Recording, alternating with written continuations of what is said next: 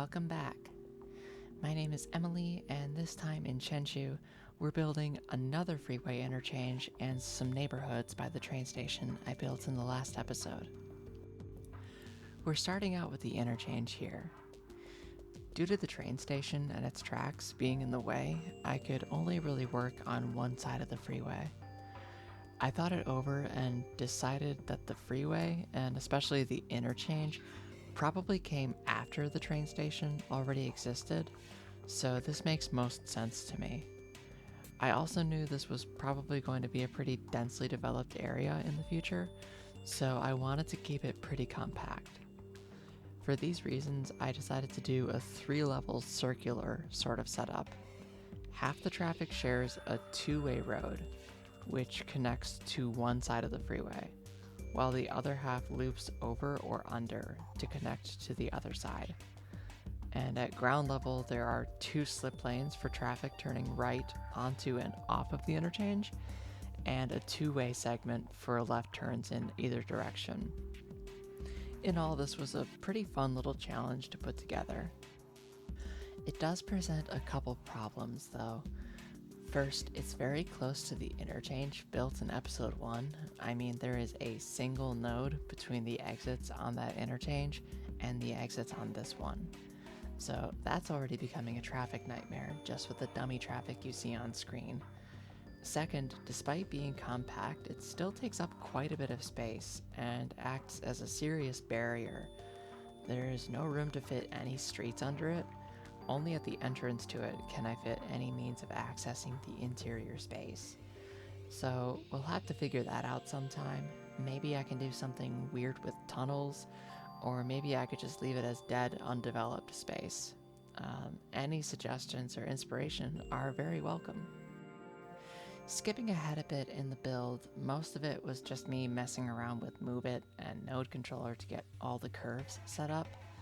I wanted to show this part though. I got these excellent pillars by Palm's Time that I used for the ramps that share the same vertical space. I've never gotten to build anything like this before, so it was a fun new experience. I was a bit worried that I wouldn't be able to make this work at this point and that I'd have traffic clipping through the pillars, but it really worked out. Now I'm working on some neighborhoods in this space right between the freeway and the edge of the station. It's this perfect spot for some mid to high-rise development. I took some general inspiration from places around Tokyo and Osaka for this, plus my own twist on things as usual. I started with an entrance to the station using the same entrance props that I used in the previous episode. Then I expanded it into a shopping street. That building next to the station entrance is like an indoor underground bike parking place, and I expect to be using it a ton around Chenshu.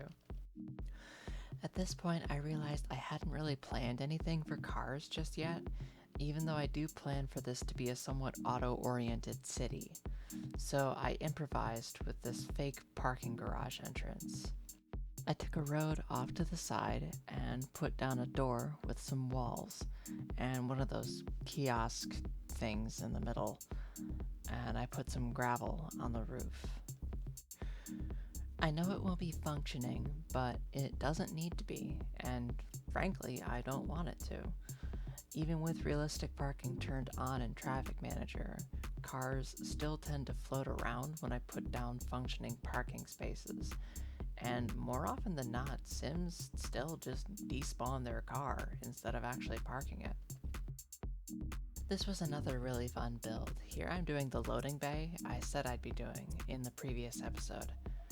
Again, I'm putting in some walls to define the edges, to give some support to the platforms, and to give the impression of an interior structure. And then I get the clipping surfaces out. I figured it only made sense to do it this way. Every loading bay I've ever seen has trucks go down a little so that cargo can be unloaded at the same level as the floor inside of the building. So after clipping the ground away, I just used some angled ploppable asphalt to simulate this and created a nice wide loading bay. I had the idea to do it custom using the train station platform networks, But then I decided to just use the loading bay assets I already had. Why have them if you're not going to use them, right?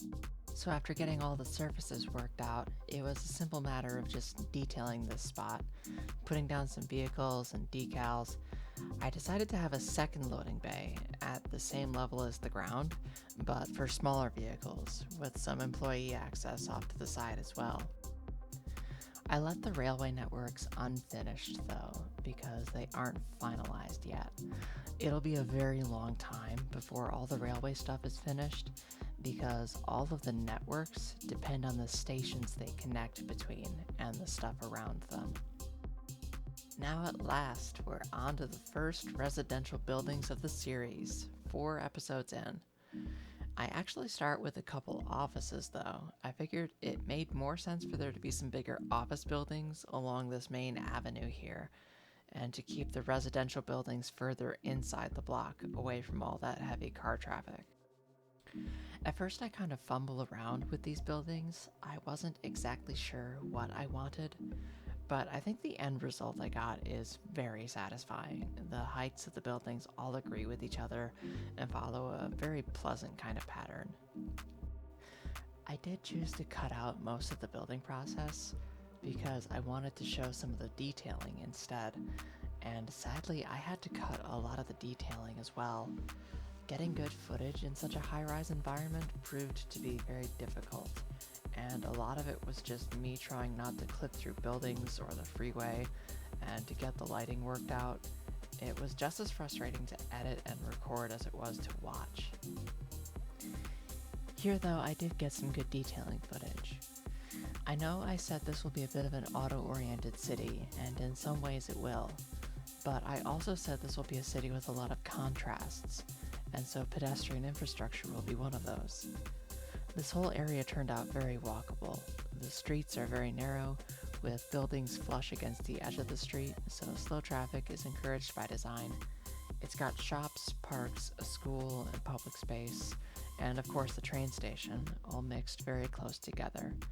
There are whole interior spaces of blocks that are pedestrian only, so it's quite walkable. Ideally, Sims would be able to walk freely on the street, but that'd require some extra work with networks on my part, which is something I might do later on. Anyways, I would expect to see lots of this kind of detailing throughout this series. I love working with planters and flowers and these kinds of custom bike parking spots. It's so much fun to take an empty space between buildings, define the paths that people will use, and then fill up the edges with greenery, flowers, bike parking, and other small details. Once again, the build is starting to wrap up, so it's on to the cinematics. Thanks so much for watching, and I'll see you next time.